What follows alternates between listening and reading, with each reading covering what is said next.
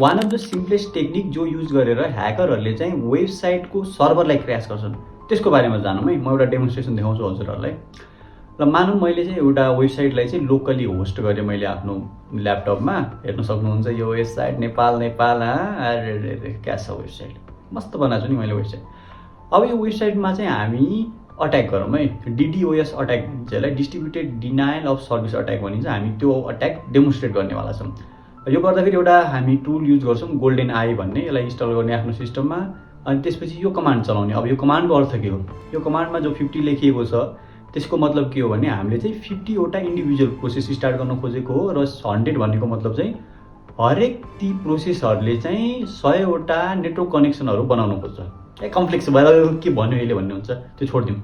अब यो कमान्ड हाने मैले, यो कमान्ड हानेर जो हाम्रो वेबसाइट थियो अघिको त्यसको चाहिँ युआरएल हाल्यौँ त्यहाँ। अनि त्यसपछि हामीले एन्टर गऱ्यौँ। अब के हुन्छ हेरौँ ला ला ला ला ला ला ला ला ला गर्दै ल मेरो आफ्नै ल्यापटपको क्र्यास भयो। देख्न सक्नुहुन्छ मेरो ल्यापटप कामै नलाग्ने भयो। मेरो ल्यापटप रिस्पोन्सै गर्दै छैन, पुरै कम्प्लिटली ह्याङ भएको छ।